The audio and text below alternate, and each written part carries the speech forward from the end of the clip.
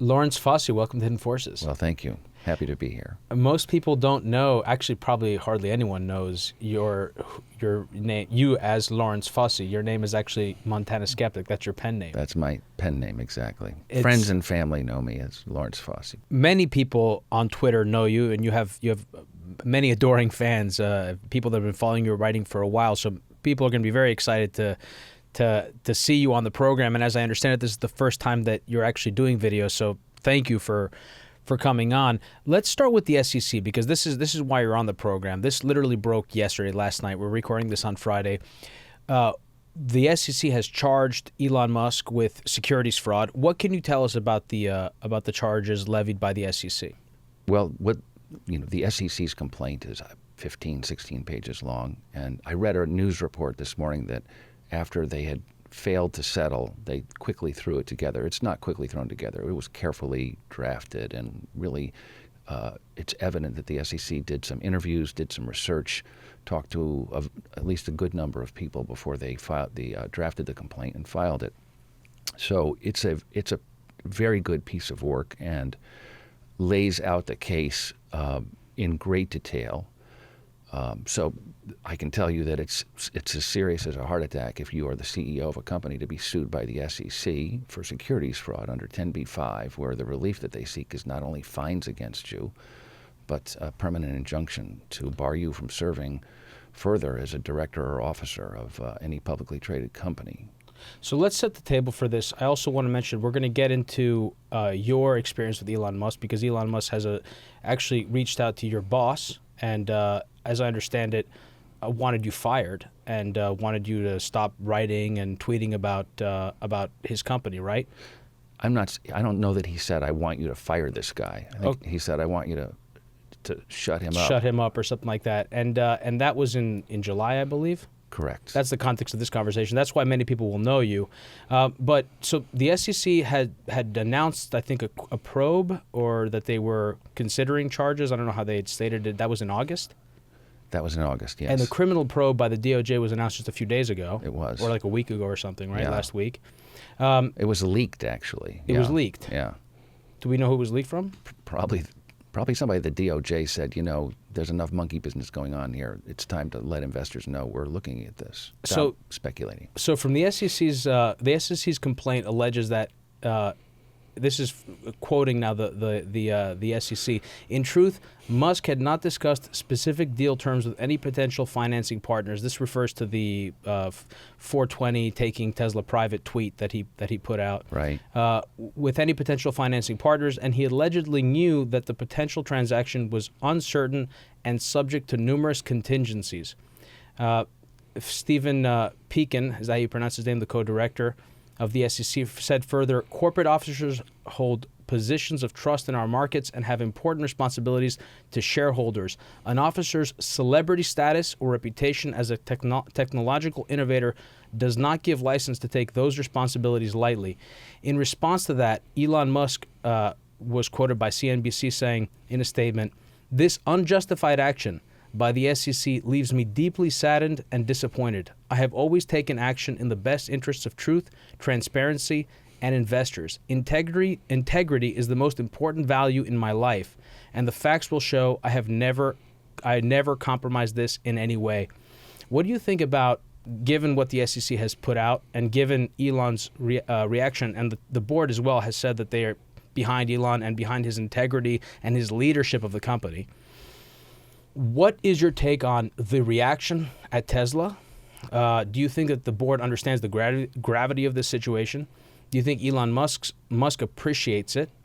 And what do you think is going to be the impact? What do you think is going to be the impact for investors? The stock, I think, is only down like 13% today, right? Yeah, I think that's right. Closed down about just there.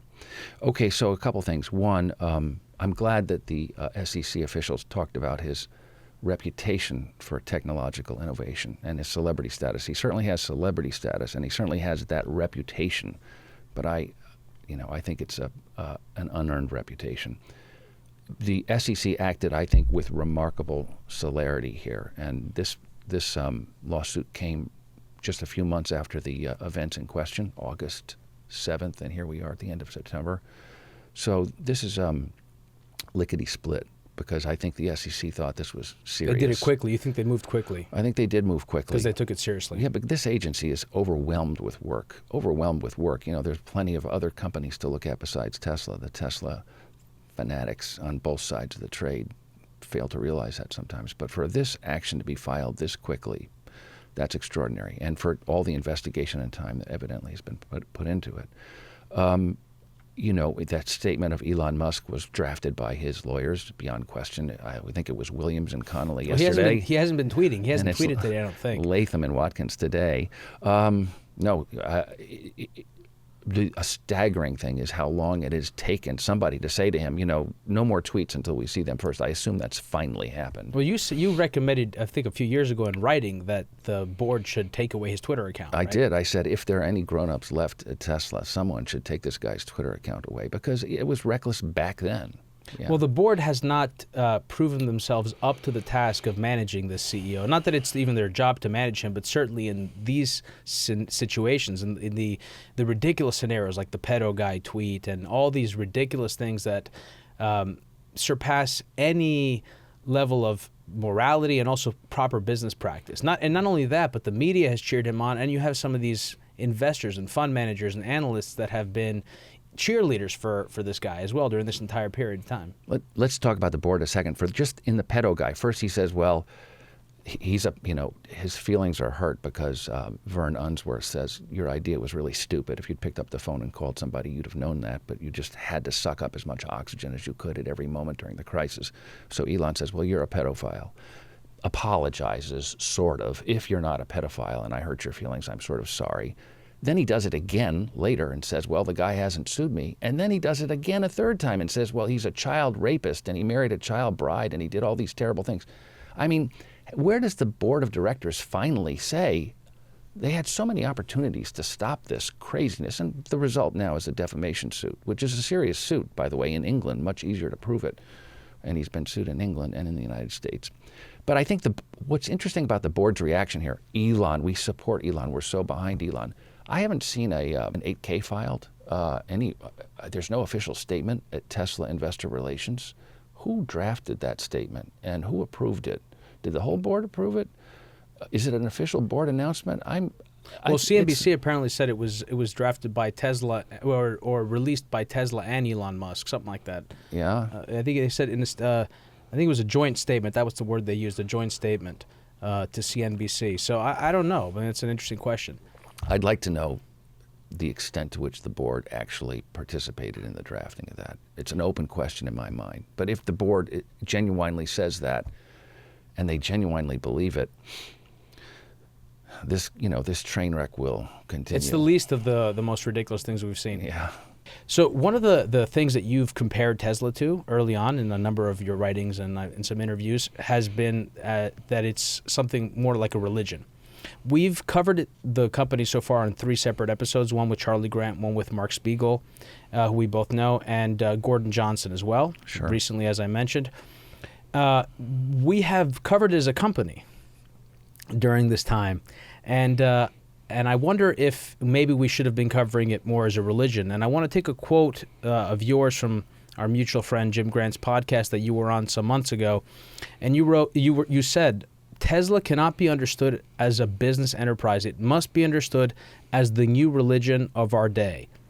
Elon Musk is the minister of this great church, and his congregation is deeply faithful. And unless you acknowledge that, there is a religious aspect to this where we are saving the earth and we are engaged in a Manichaean struggle with these evil fossil fuel companies, you are going to have a hard time understanding Tesla. You're bringing up the board. We see that with the investors. What is it that those of us who have been approaching this as a company have missed in our analysis of Tesla? Well, I mean, the stunning weakness of the fundamentals absolutely don't matter. The company can fail, can miss deadline after deadline. It can fail to execute, and the share price can rise in the face of all that kind of news. It's impervious to bad news. And when you read, you need to read the forums of the people who are investors or who buy the cars, and there's frequently an overlap. And those who buy the cars will say things like, yes, it's been to the service center 6 times and I had to have this replaced and this, but they were so great about it and wonderful, and I really believe in this company and I'm going to buy another one. And the investors will say, Galileo Russell today, one of these people who has no business giving advice He's an analyst? What is he? Or he's just some random YouTube guy? Because there are all these YouTube analysts too. He purports to represent the retail investors, and Elon Musk calls on him now during conference calls and allows him to ask questions. Is that the guy that was on Fox News for was he the guy that asked 12 questions on the Q4 call? Exactly. Yeah. Was it Q1 Q3 or whichever? It was one of them. In the last 2 calls, he's asked. It was questions. the one where Elon Musk said, "Boring, Right. you guys. These questions are so dry. I'm going to YouTube." Exactly. Yeah, that was earlier this year, I believe. Okay. Maybe it was Q4. You're right. Q4. Gordon had asked me if I listened to those calls. I don't, but I had heard that because I feel like a lot of people heard that had made news. And I went back and I listened to more of one of the recent calls ahead of our conversation. And it's bizarre listening to those calls. And he in that particular one, he became noticeably annoyed when he was asked very normal questions that any CEO would have to answer, any CEO of a public company. Yeah, he cut off people who were asking really excellent questions, actually. But Galileo Russell today tweeted out something like, sure, I see this fraud lawsuit, but it doesn't matter because we're doing this for the sustainability of the earth, and we have to do away with fossil fuels and fossil fuel companies, and so I will never stop believing. That's not investing. That's religion, okay? Yeah. Now, do they really believe that Tesla is saving the earth by adding a 3rd car to your garage in your gated community, your car costing $100,000 plus, hauling around this, 1.5-ton battery with cobalt mined by, underage Africans who are getting sick doing this? Is this saving the earth? And where does the electricity come from? And the whole thing is preposterous. If you had just taken the subsidies Tesla has received over time, and when you add it all up, the federal income tax credits, the ZEV credits, which are a kind of silent tax on people who don't buy EVs but buy other cars, all the tax abatements, all the money that they got in Nevada, the transferable tax credits, all the $750 million that New York State spent, all of this, you're talking $6 billion plus. And if you had taken that money and shut down a few coal-burning plants and substituted them with natural gas, you'd have done much, much more for the environment than having these Tesla cars. But it's sort of a new age religion where they honestly think they are saving the earth. So we'll get into the SEC report, but I want to actually follow up on this thread because you've written so much of this stuff, so much stuff on Tesla, and have been bearish on the company for a while. And you've been short for a while. You didn't ever, I don't think ever encouraged openly anyone to short it, but you had discouraged people for a while because of the volatility and because of the fact that, pointing it to your point, this is a religion. It doesn't trade like a normal stock. I would, I don't want to encourage anybody to I do it by way of long-dated options, but I'm not giving any investment advice and here. we're definitely not doing that here, that's for sure. Yeah. This is not investment advice. Yeah. I always say this is not investment advice. Don't sue me when I've done that a couple of times whenever we've covered a subject like this. But you actually, I think you had 25 points that you put out on Seeking Alpha, or 22 points, something, or 23. It was 23. One of them at the very top of the list was Elon Musk. It's interesting because our mutual acquaintance, Mark Spiegel, said that the people that he meets that are long Tesla are long because of Elon Musk. And he said, the number one reason I'm short is because of Elon Musk. You had that at the top of your list, but you also had the valuation. You made the point about the subsidies, the competition. It's that you said long ago that the company is structurally bankrupt. Model 3 shortcuts, logistics infrastructure, the autonomous driving fairy tale. So many of these things that were just, meat and potato facts in terms of what didn't match up with reality. Before we even get into this, which looks like this could end up killing the company before anything else because it's going to kill their ability to raise capital, which is what they need, which brings us back to their fundamental problems, right? They wouldn't need to sell these fairy tales to the public if they were actually a profitable company or had any hope of really paying back their debtors and their investors. How did you get, walk us, I guess, let's start with how did you get to the point of even investigating this company? When did you begin to take a clear look at Tesla, and what was the process, like, and give us a timeline for when you started looking at it to when you came to the determination that, okay, this stock is overvalued. Okay, this stock is egregiously overvalued. Okay, this company might be engaging in accounting fraud, etc. So it's a progress, right? At first I was neutral about Tesla, but one heard so much about it, say starting in 2013 or 2014.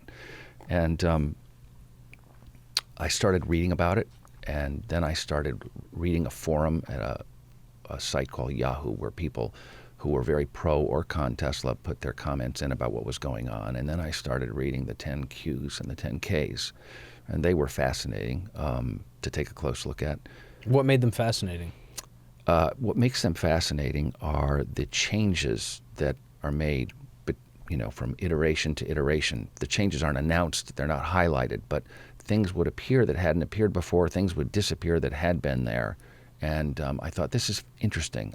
I may start writing about this, and I like to write. I used to be a newspaper reporter way back in my youth. Before you were a lawyer? Before I was a lawyer, yeah. Where did you write? For some local newspapers in Connecticut, right? I was a sports reporter. I had a sports column in high school called Larry's Locker, and then I would go to the Board of Education or Board of Selectmen or Planning and Zoning or Conservation Commission or whatever, and you do everything from birth announcements to obits to editorials to features, etc. So I like writing, and it's fun. And in the law, of course, the writing is very constrained. Mm-hmm. So this was a chance to start writing again. And I thought, I'll try and write. And Seeking Alpha rejected my first few efforts. And finally, they accepted one. And once you get going a little bit, it's easier. And I developed a following, a tiny following, right? I think I had 5,000 or so followers at the end, compared to Elon Musk's 22 million Twitter followers. It feels like you have many more followers than that. I mean, I was telling you before, the number of people who copied your profile picture after you deleted your Twitter account. Have you completely deleted that, or can you restore that account? I could restore it, right? Mm. I imagine I can restore it. I haven't tried. Bring it back from the dead. And after we had interacted a few times on Twitter, if I'm not mistaken, with Spiegel and Charlie's interviews. But then afterwards, after you shut down the account, I kept getting comments from all sorts of people. I thought it was you, and then I took a closer look, and it was some random Twitter account with your profile picture. Yeah. So you have a ton of supporters who came to your defense after the incident with Elon. Ironically, after I shut down Twitter and stopped writing, and then Elon Musk, the story gets out about it. He calls my boss, and then he has his investor relations people tell media people, here's his boss, phone his boss. He gives them the name and phone number of my boss. Sorry, what? Say that again? What? Tesla, a few days after I shut it down, they send an email out to all their, from investor relations to various reporters saying, here's the name and phone number of this guy's boss. Call him. Why? Wait a minute. You had already shut down your account. I had already shut it all down, right, because Elon was taking heat in the media for this. And he said, go ahead and call this guy. You'll see he likes Tesla. Oh, well, what does that have? Since my boss gave Tesla no permission to use his name in promoting the company, what business does he have giving out my boss's name or phone number? It was outrageous. How did he find out who you were? Well, I was doxed, by whom, who knows. I believe Tesla has companies it engages to do research on people, possibly. Remarkable, sick, frightening that a CEO would allot his time to this. Yeah. I think it speaks to part of the problem. Wow, right. If you can't even build a car correctly, why are you worried about some guy writing articles about your 10Q? That brings us back to the Tesla 420 taking Tesla private. I mean, speculation is that he was certainly obsessed and has been obsessed with the shorts, and there's plenty of reason to assume that could have played a role in his tweet, wanting to burn the shorts, wanting to... Well, he'd announced, this is going to be the short burn of the century, exactly. And here it comes, guys, and all this stuff. Have you ever seen, or who would you compare this CEO to? Like to other CEOs or to other executives of public-facing organizations? He's sui generis, is that how you pronounce it? Yeah. Okay. Elmer Gantry. I don't know who you compare this guy to. We've compared him to P.T. Barnum, but that's his soft side. That's the showman quality. Yeah. He is a great showman. He's tremendous showman. He's a fantastic showman. No, some of the greatest show pieces I've ever seen were the battery swapping demonstration, totally fake, but it got him lots of ZEV credits from California. The reveal of the Model 3. The big semi truck. That $35,000 Model 3 that was going to be available this year. Yeah, the semi. Where is the semi, by the way? So no, he's very good at shows, and for people who like shows, he's their guy. So one of the things that Gordon brought up in our conversation had to do with his theory about what Elon and Tesla would do to try to get the numbers up. Yeah. And this report implicates the CFO, as I understand it, right? Yeah, let's talk about this just a second. Let's talk about the report. No, let's not. Let's spend a lot of time on it. I mean, I think that's the biggest on the biggest SEC complaint. Yeah. I think it's very detailed. It lays out a chronology and provides information we never had before. Okay, about who was talking to whom about what. And what you see here is that very clearly, Musk has some conversation with the board of directors a few days in advance of this August 7th tweet. Doesn't mention to them any details about who a potential buyer would be. Hasn't explored any of this. There's no price talked about. It's clear there was nothing done.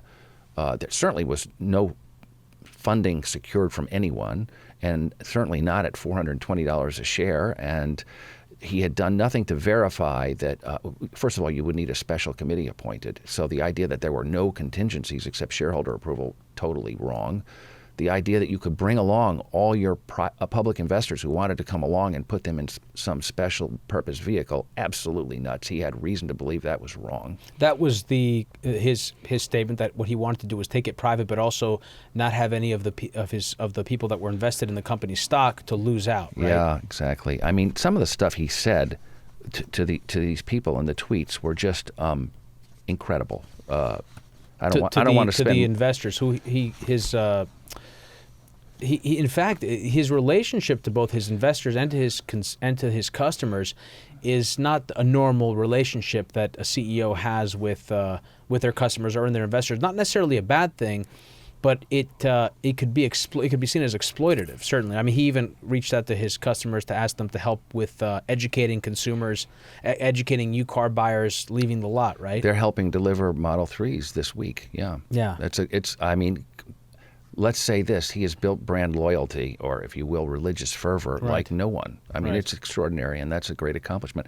But on this famous tweet storm on August 7th, somebody said to him, if you take Tesla private, will the retail guys be able to hang in there? Can we convert to private? And he said, absolutely. Really? This was on a call? This was a tweet. Absolutely. Am super appreciative of Tesla shareholders.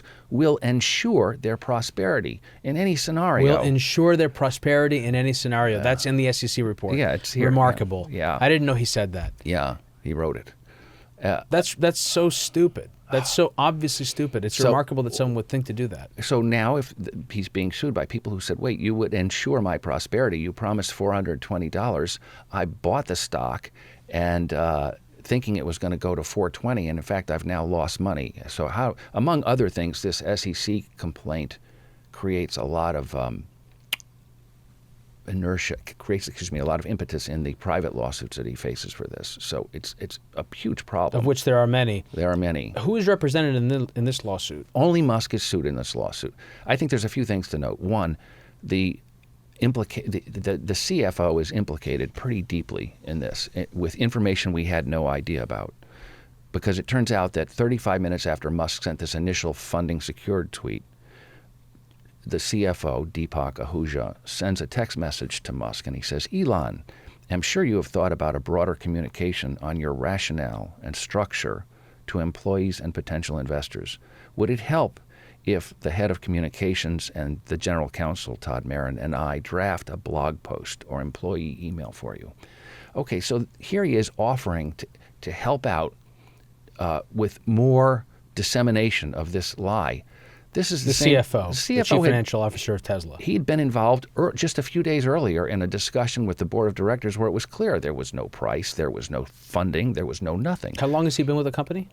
Ahuja was with the company, left, and then they had a new guy named Wheeler, I'm trying to remember his first name, who came, and then he departed after a year or so. And so bet he's feeling came pretty back. smart right now. Yeah. That was a strange, short-lived tenure and a guy who left a lot on the table, as so many have since then.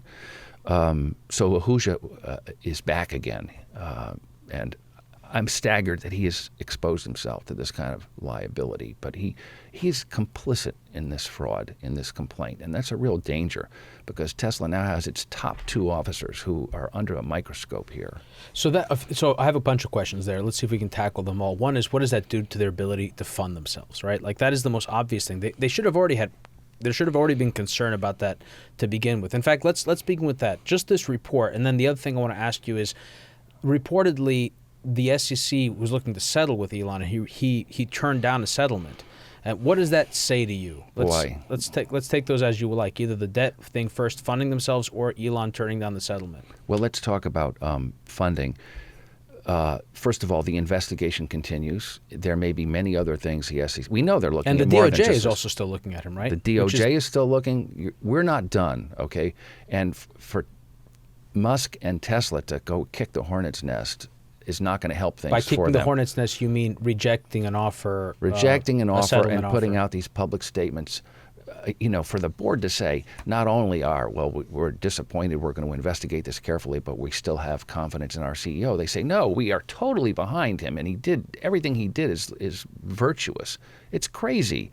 I think you risk ticking off the people who are the SEC, they're human beings. Could it be a negotiation ploy? Could he just be could that be his opening salvo in his attempt to negotiate with the SEC to try and get more favorable terms? Because as I understand it, the SEC was one of the terms was to bar him for life from being a chairman and possibly even also a CEO of a public company, correct? Well, they seek to bar him from life in the complaint. It is reported, and who knows exactly what the truth is, because there are several different accounts out there, that the SEC and Tesla and Musk had come to some kind of a settlement.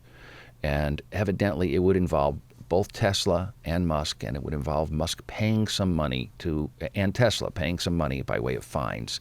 And it's on a short, either no bar at all, which is what Andrew Ross Sorkin reported. I'm suspicious of his reporting. Was that come out this morning on CNBC? Exactly. He stated that? Later there were reports that, yes, there was going to be a bar of 2 years. And they thought they had this deal sewed up, and then Musk rejected it at the last minute, and so the SEC went ahead and filed its lawsuit. What is true, I don't know any more than what I read. So that is what they're pursuing in this report. You said let's first talk about what it does for their ability to raise capital. Exactly. They have huge cash problems, and they have debts coming due at the end of the year, and then again a total of $1 billion plus after the beginning of 2019. Yeah, let's talk about that. They have $230 million of Solar City convertible debt coming due on the November March 2016 1st. purchase. Right. The rollover. Well, that was later it closed later that year, right? Okay. The acquisition of Solar, the bailout. So $230 million of debt has to be paid then. And we'll put a footnote and come back to that. And then next year on March 1st, another $920 million from a Tesla convertible. And under their asset-based lending agreement, that March 1st date is actually January 1st, because by January 1st, they're required to post the entire amount of that debt as cash. They're supposed to have it as unrestricted cash plus another $400 million. They need to show that they have the money by then. They do, because think of the secured lenders. They don't want money walking out of the company if the company's about to go under. They want to be first in line. They've got liens on everything. I think the pendency of this complaint and the gravity of the charges here and the detail that has been developed for all the private litigants drives a stake through the heart of Tesla's ability to raise desperately needed cash, just cash to settle these upcoming debt obligations, never mind capital expenditures. I mean, people ignore this capital expenditure issue. They're not spending enough money right now on maintenance CapEx. And what happens when we can talk about this later. What happens when you get to the end of this year? The federal income tax credit gets cut in half. You've pulled forward all your demand. You've skimmed the cream from the Model 3 demand. You've taken all the premium all-wheel drive cars that you had back orders for and delivered them. They have 90% of those orders have been filled, right? Something like that, close to full probably the rear-wheel drive cars are their backlog is just about 100% cleared, but the all-wheel drive 60%. cars probably around 60%, a little bit more, a little bit less, but rapidly rising. And people who have looked carefully at the numbers say, by the end of October, they're just about out of backlog here. And so you look at what's the new order volume on these cars. It's tiny, not nearly enough to support the average sales price they need on this car. Just to reiterate that point, and I want to let you continue, what you're talking about, and we spoke about this with Gordon Johnson, is the unspoken about, unreported on, or underreported crisis in demand that appears to be happening based on the VIN numbers, based on some information we have from VIN numbers about Tesla Model 3s. And up until now, the story has been that Tesla's suffering from supply issues, that their issue is that they haven't been able to build these cars fast enough. They set up a tent and started building them. But in fact, there is a concern that's been raised by you, Gordon, and other people that there is a demand crisis for these Tesla Model 3s. And what's going to happen once that demand runs out? They're already suffering from cash problems. They can't raise additional capital now. Elon Musk is facing these charges by the SEC. What are they going to do? That's going to be one more thing on top of it. Well, where to start. First of all, there's huge demand for the Model 3. If there really were a $35,000 Model 3 that you could buy this year and take a $7,500 federal income tax credit on, I think they would have a lot of demand for that. They had 400,000 or so orders 2 years ago based on that promise, but it's not going to happen this year. They can't build a car for that amount of money. The federal income tax credit will be gone by the time they ever do offer the car at that price, if they ever do, which I really do doubt in anything other than nominal numbers. So yes, what Tesla is trying to do is to sell a $50,000 or $60,000 mid-sized sedan into an addressable market that cannot support the volume that Tesla's talking about here, where sedan demand is shrinking anyway in favor of SUVs. And maybe selling the car with an average sales price of $60,000, which is what they'll achieve in Q3 for the Model 3.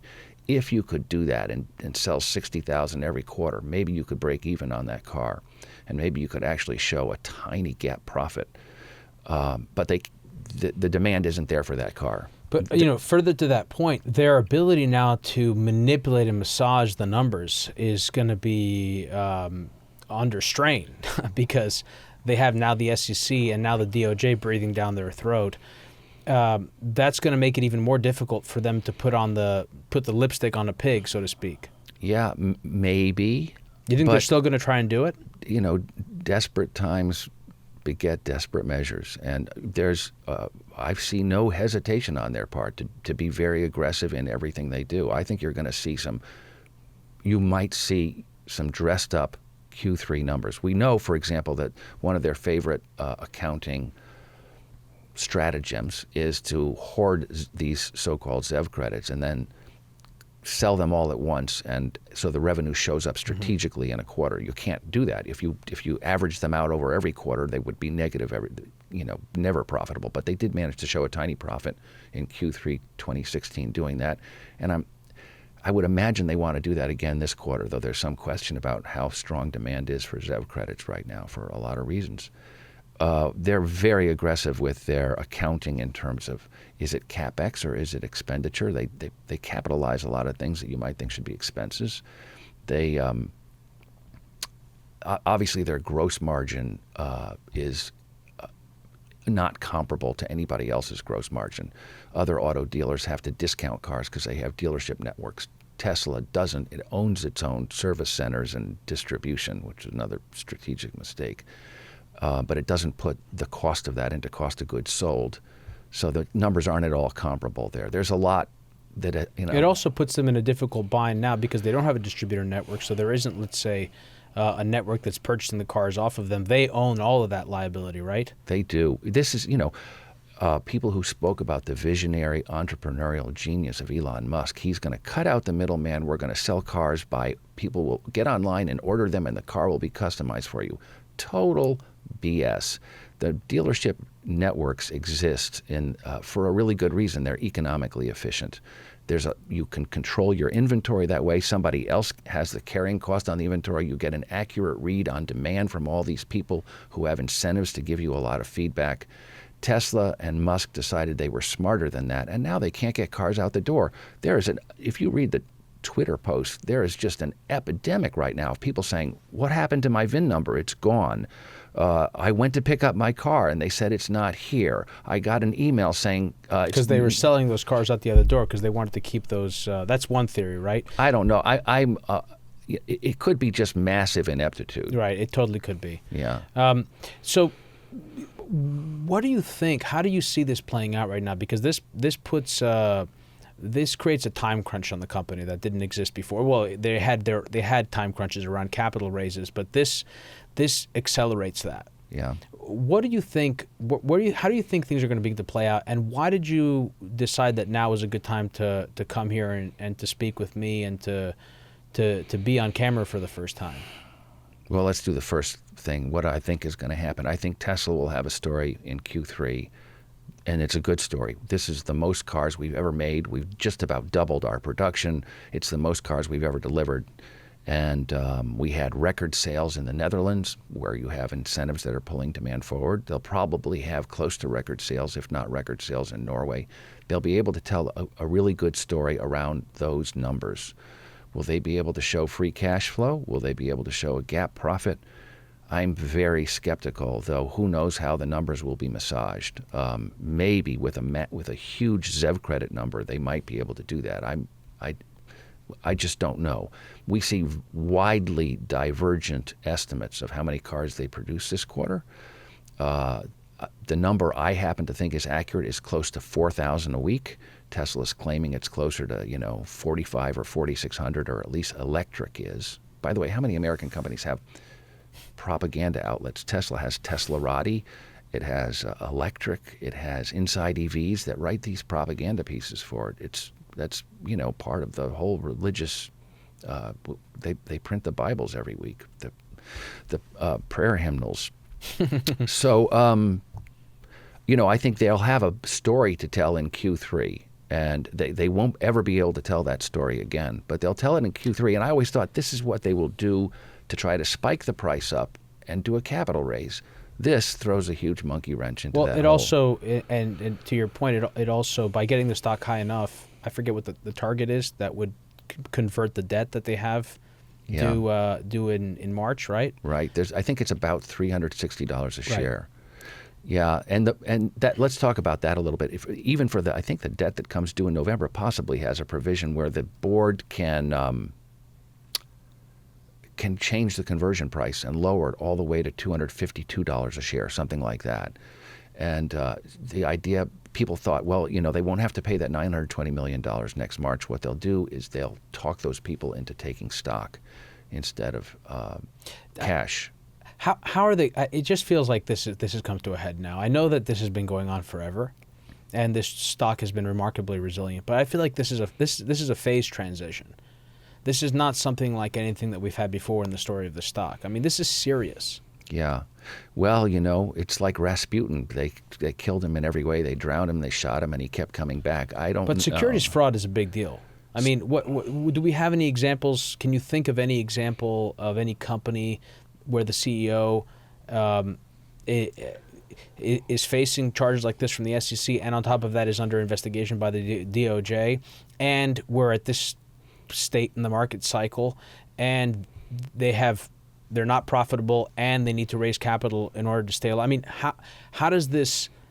I just don't see a path here for the company.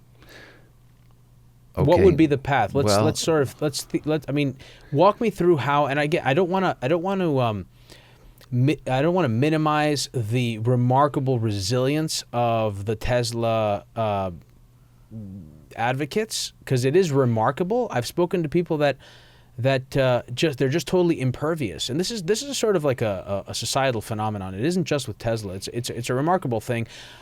I mentioned to you before we started, when Gordon Johnson was on the program, and he mentioned Kathy Wood and ARK Invest and her $4,000 price target that totally went right over my head.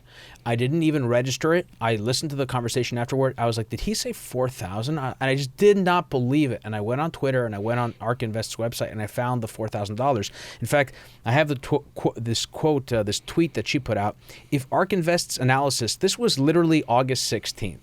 This was 2 weeks after they released record losses, right? Yeah. This is a week after the Tesla funding secured. Let's pause right there. The last two conference calls have come in the wake of record quarterly losses. Not once in any of those calls were the quarterly losses mentioned. No one asked about it. No one mentioned it. But go ahead with Kathy. And to remind our viewers as well, Gordon made the point that in their recent report, ARK Invest, in their best and worst case scenarios, they had the same EBITDA number for Tesla, which doesn't make any sense whatsoever.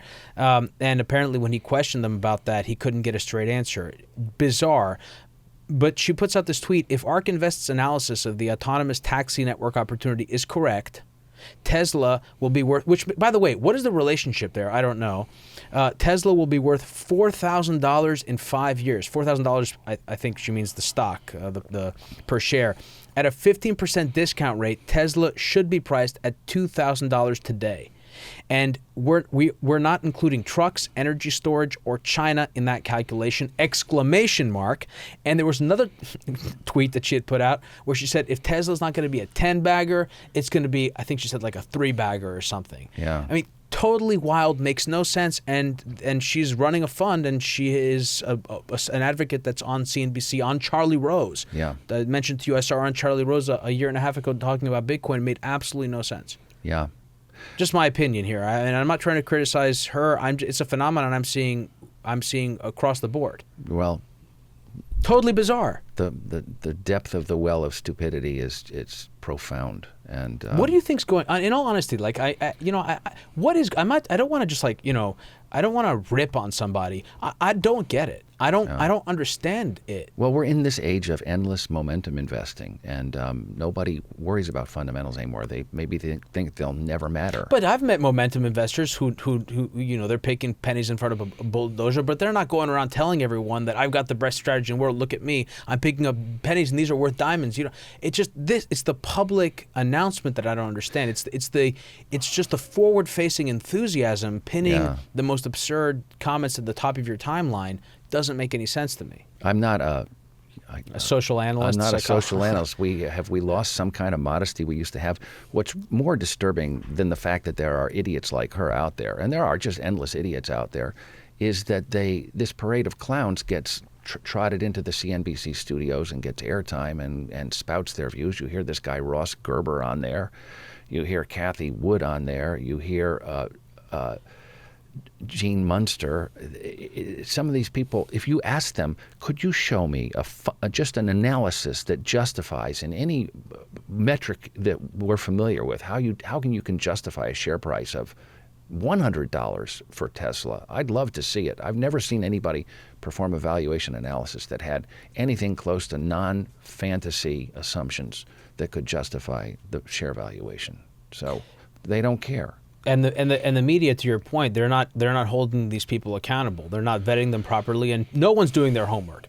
Not these investors, and certainly not the media. I wouldn't expect the media to do their homework, but again, I would expect some homework to be done, at least where you wouldn't embarrass yourself publicly. I just don't understand a $4,000 price target on the stock. It just makes no sense. It literally hurts. I don't get it. It doesn't make sense to me. It's I've just become inured to it. Maybe I'm immune to this kind of idiocy at this point, so I tune it out. As for the media, no one has gotten more adoring, persistently adoring press coverage than Tesla and Musk. This, people think he's an engineer. If you talk to people at Elon, he's a great engineer. He designs rockets or something, right? He's not an engineer. What is his great vision? I think he was forced out of PayPal, as I understand it, and the company became profitable after he got forced out. He is not a founder of Tesla, but he sued somebody to get the right, with some settlement payment that he made, I guess, to call himself a co-founder. What patent does Elon Musk have? What inventions does the company have? What proprietary technology does it have? It's just a lot of nonsense. And he talks about colonizing Mars, and people take this seriously. I wasn't sure how I wanted to do this conversation with you today because you've written so much just factual stuff, Yeah. And I spent a lot of time trying to structure it that way, even though we've talked about the facts and the figures with a lot of people, with Mark, with Charlie certainly, and recently with Gordon. I don't think that's what's most interesting about this company and this story. And I don't necessarily think that. I think that the size of his personality, and as you've said, the religious nature of this story is not something that should be overlooked. I don't think it's just, just another. I don't want to call it a fraud, although it may very well be on some measure, certainly. But whatever you want to call it, it just does. To me, the size and scope of it speaks to something much larger. And again, we're not like. Anthropologists or social scientists, but I don't think that should stop us really from trying to think about this because it is so bizarre. Like you say, he talks about colonizing Mars, and that's great. And again, to bring Gordon up because he was here so recently and it's still on my mind, he makes the point that dreams are wonderful, and they are wonderful, and it's not that you need to have dreams. There need to be people. I mean, what I think Elon Musk has done is he has tapped into the zeitgeist, the cultural zeitgeist of the time, this fascination with technology, futurism, AI, living forever, going to the moon, going to Mars, all these things.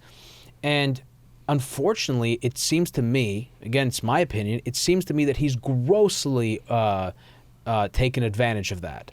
Yeah. And it comes across to me in the way in which he Joe Rogan. I mean, going on Joe Rogan and smoking a blunt on Joe Rogan's podcast and talking about AI and all this other stuff as he's in the middle. He's the CEO of a public company. People have invested money, in some cases, certainly their savings, their life savings, into this company. They have put down deposits and are waiting for cars. They have taken cars that have their bumpers falling off that need to be repainted. Right. And what service centers are going to take care of these cars if Tesla goes bankrupt? How is all that going to work? It's a serious thing. How is it that people are taking him seriously? For example, Antarctica is 1,000 times less forbidding and more hospitable to human life than Mars is. And Antarctica is a place where you can easily lose your life. And he's talking about colonizing Mars. It's utterly stupid. Any scientist will tell you it's stupid. When you bring it down to the car manufacturing, he was going to have the machine that makes the machine. We're going to show all these other automakers that they are dinosaurs and they are left behind.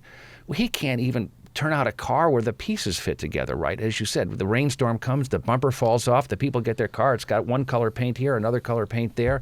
I mean, what a joke. What a complete joke this guy is. And yet, it's the nature of religious belief. If the minister of the great apocalypse says the apocalypse is imminent and the day comes and it doesn't come, the believers believe all the more strongly now in him, and when people push back, it just reinforces their belief in him. If you look at what's going on today, these people who hold the religious beliefs are more convinced than ever that this guy is being tortured and persecuted by the SEC, that the shorts must be in some great conspiracy to cause this, and that we need now more than ever to support our visionary hero who is going to create a sustainable earth for us and save us. This is what they say. This is what they believe.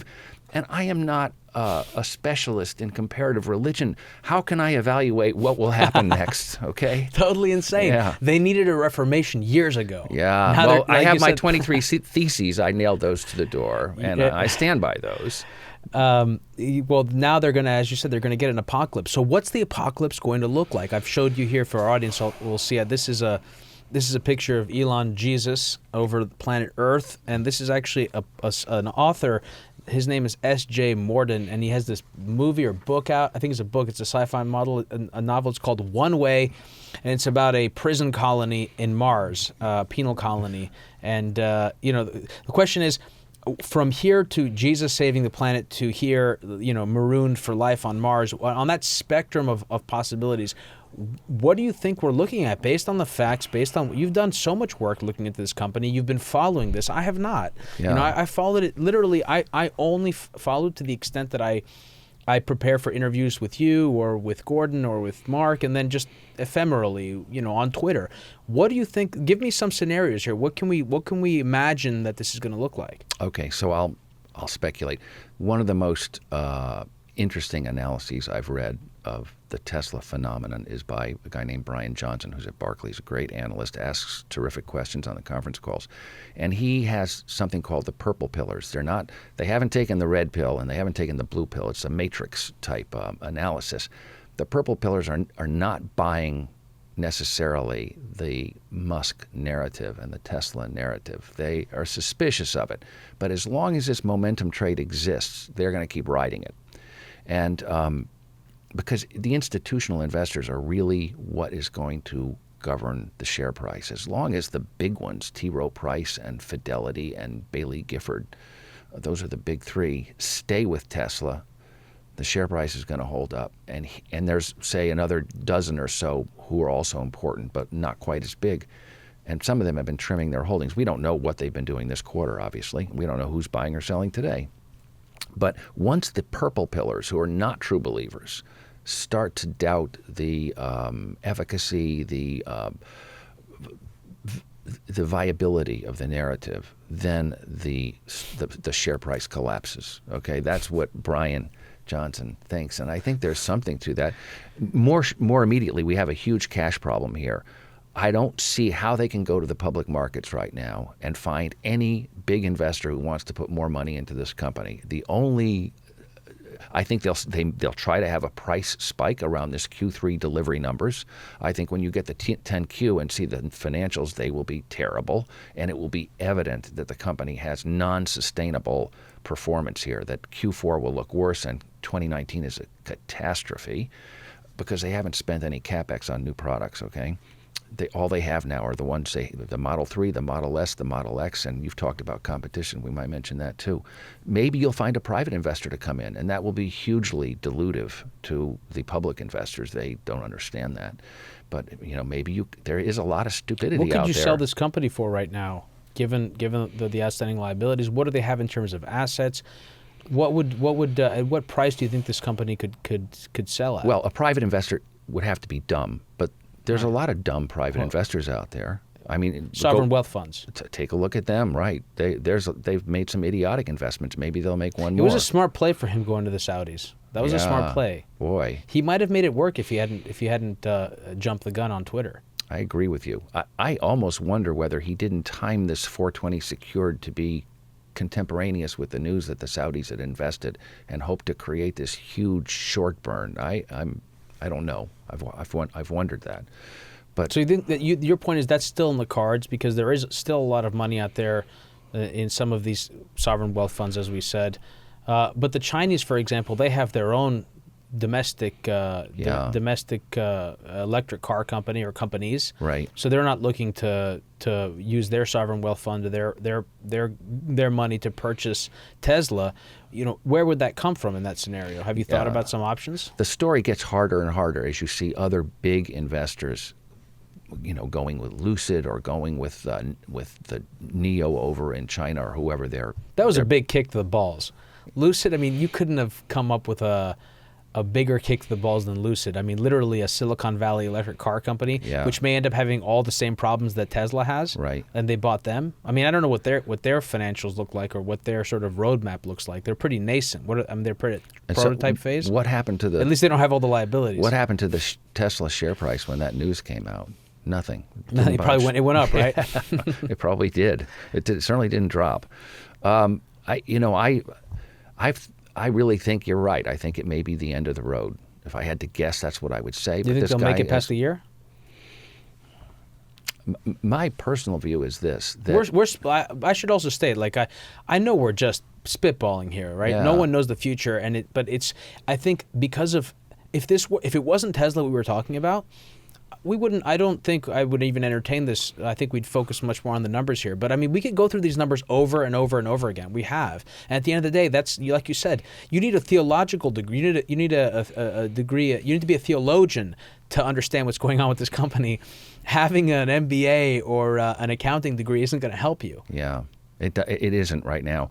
I think that the most responsible thing that the CEO, CFO, and board of directors could do right now is explore an intelligently organized prepackaged bankruptcy so that the company could be reorganized. It could shed itself of some of this debt and start again and focus on the high-end market where that's where its bread and butter is. It's never going to make money selling in the mass market, especially with the huge cost advantage. But they're not going to do that. They won't do that.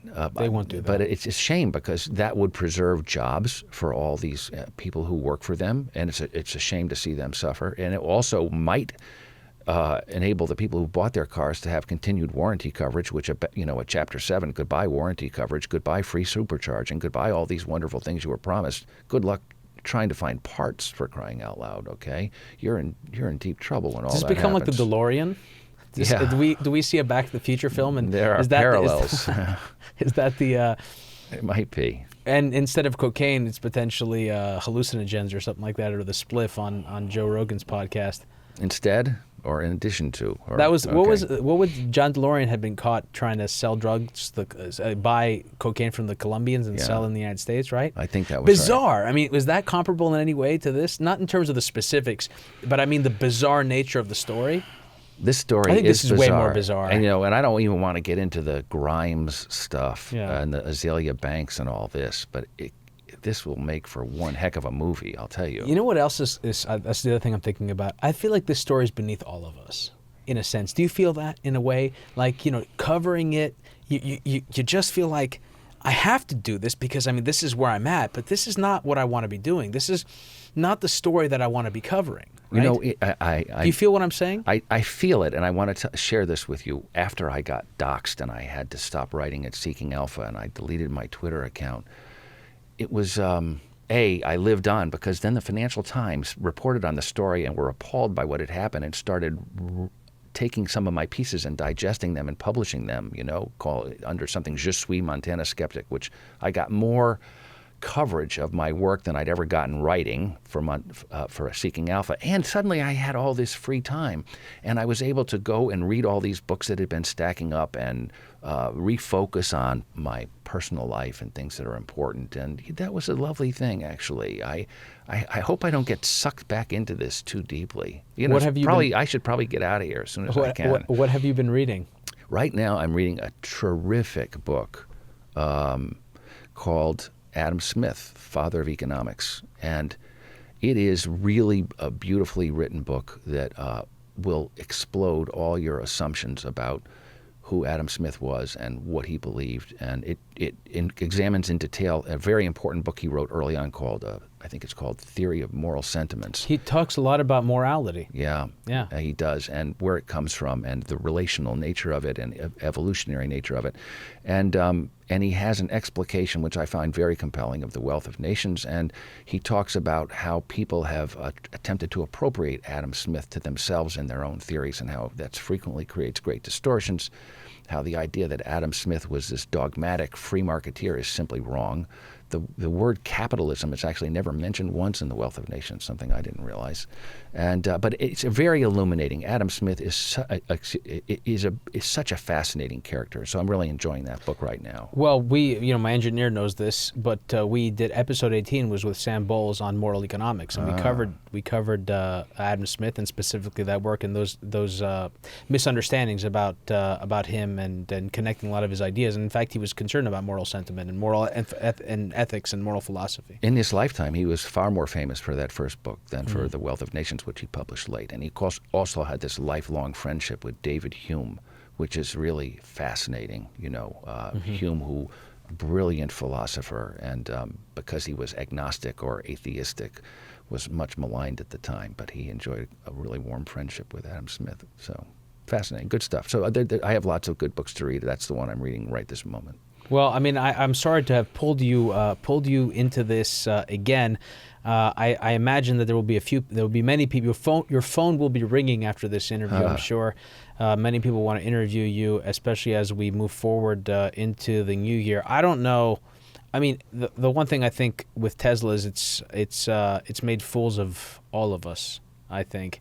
But eventually, I think it will make fools, unfortunately, of those who are still long the stock. And I think I don't understand how anyone is. I tweeted out actually last night that I said that the most remarkable thing about this story is that at 10:30 p.m. on Thursday, that there are still people that are long this stock. Yeah. Again, that's not investment advice, but it's just a remarkable thing. Lawrence, I want to thank you so much for coming on the program. It was really great having you on. My pleasure. Thanks. Enjoyed it. Thank you. Okay.